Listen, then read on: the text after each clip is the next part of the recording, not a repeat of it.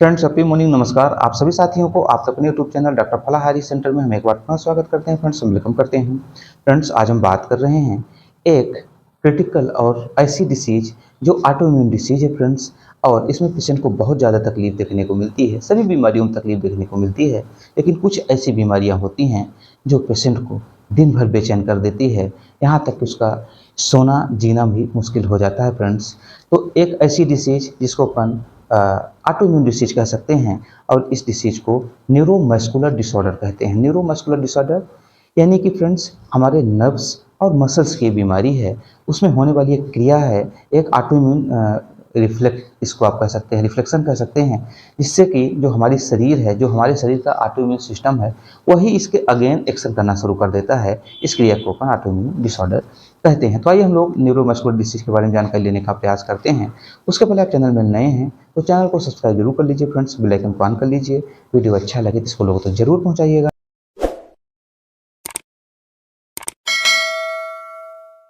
तो जो neuromuscular disorder है फ्रेंड्स, इसमें होता क्या है कि include a wide range of diseases affecting the peripheral nervous system, यानी कि हमारे पेरिफेरल नर्वस सिस्टम को ये प्रभावित करता है। Nervous system which consist of all the motor and sensory nerves के ऊपर ये क्या करता है, जो कनेक्ट करता है, उस प्रक्रिया को ही ये डिस्टर्ब करना शुरू कर देता है। यानी कि connect the brain and spinal cord to the rest of the body, यानी कि उस प्रक्रिया को ही ये बॉडी एंड माइंड का जो कोऑर्डिनेशन होता है उसको ये ब्रेक डाउन करना शुरू कर देता है, इफेक्ट करना शुरू कर देता है। इसके बाद कई प्रकार के आपको सिम्टम्स देखने को मिलते हैं। इसमें से कि आपको मायोपैथी देखने को मिल जाएगा फ्रेंड्स। इसमें से आप देखेंगे कि आपको कई प्रकार के सिम्टम्स देखने को मिलेगा, जैसे स्पास्मोटिक कंडीशन देखने को मिलेगा, नर्वस वीकनेस देखने को मिलेगा, शरीर में पूरी तरीके से जकड़न हो जाएगा, बहुत ज़्यादा दर्द हो जाएगा, शरीर में आप इमोबिलाइजेशन कंडीशन देखने को मिलेगा, यानी कि शरीर को आप मूवमेंट ही नहीं कर सकते हैं। ऐसी चीज़ें आपको देखने को मिलती है फ्रेंड्स। फिर न्यूरोमस्कुलर डिसीज के अंतर्गत कई डिसऑर्डर के अंदर कई डिसीज आ जाती हैं, जैसे स्क्लेरोसिस आ जाता है, मल्टीपल स्क्लेरोसिस हो जाता है, मायोपैथी, पोलीमायोपैथी आ जाता है, नर्वस वीकनेस आता है, न्यूरालजिया, ये कई डिसीजेस हैं जो कि ऑटो इम्यून डिसऑर्डर के तहत ही आती हैं, जिसको अपन न्यूरोमस्कुलर डिसीज भी कह सकते हैं।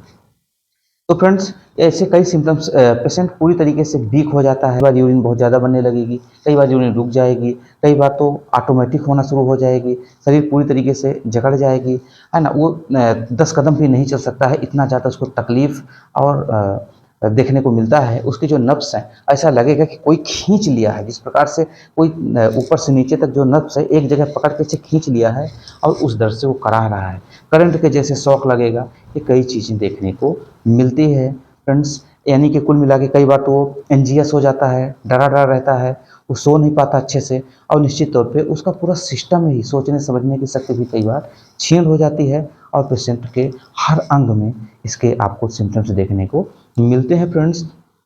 अब हम बात करेंगे कि इसके कॉजेस क्या हो सकते हैं। इसके जो कॉजेस हैं फ्रेंड्स, वो निश्चित तौर पे ऑटो इम्यून डिसीज है, ये अननोन है, इसके कोई फिक्स कारण नहीं है, लेकिन कई बार इसकी जेनेटिक भी हो जाता है, जेनेटिक म्यूटेशन की वजह से हो जाता है। यानी कि जो आपका जीन है उसका जो उत्परिवर्तन है ना, उसका जो क्रिया है वही बदल जाती है ना, वो दूसरा क्रिया करना शुरू कर देती हैं, है ना। तो ये कई चीज़ें आपको देखने को मिलती है। वायरल इन्फेक्शन भी हो जाता है, ऑटिज्म भी हो जाता है फ्रेंड्स, है ना।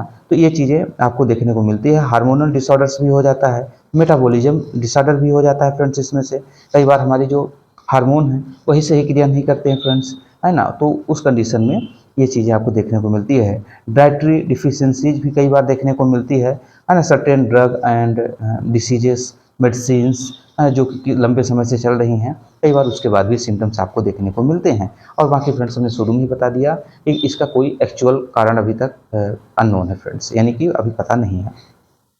अब हम बात करेंगे कि इसमें बेहतरीन रेमेडी कौन है। तो इसमें से जो सबसे बेहतरीन रेमेडी ईएच की फ्रेंड्स, वो आरी है, रेड इलेक्ट्रिसिटी।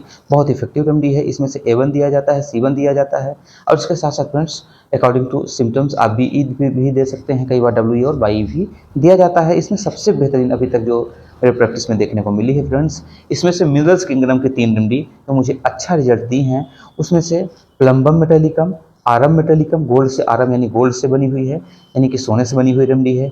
जिंकम मेटेलिकम यानी जिंक से बनी हुई है। प्लम्बम मेटेलिकम यानी सीसा से बनी हुई। इसमें से फर्स्ट चॉइस रेमेडी है प्लम्बम मेटेलिकम। ये बहुत अच्छा काम करती है और इसके साथ साथ कालोफाइलम भी इसमें से दिया जाता है। Actaea racemosa also called Aralia racemosa, ये रेमेडी बहुत अच्छी हैं। डोज पोटेंसी आपके डॉक्टर से डिसाइड करेंगे फ्रेंड्स। कई बार कमेंट्स में आता है सर आपने डोज बताया ही नहीं तो क्या मतलब, तो ऐसा नहीं है। According to patient, according to symptoms आपके डॉक्टर्स आपका डोज डिसाइड करेंगे कि कौन सी रेमेडी दिया जाए। हो सकता है कि हमने जो बताई ये रेमेडी ना दें, वो दूसरी दें, है ना। उनको जो समझ में आता है जिससे आप ठीक हो सकें वो निर्णय लेते हैं। तो हम उम्मीद करते हैं फ्रेंड्स कि वीडियो आपको इन्फॉर्मेटिव होगा। वीडियो अच्छा लगा हो तो इसको लोगों तक जरूर पहुंचाइएगा। मिलेंगे न्यू वीडियो के साथ, तब तक के लिए नमस्कार।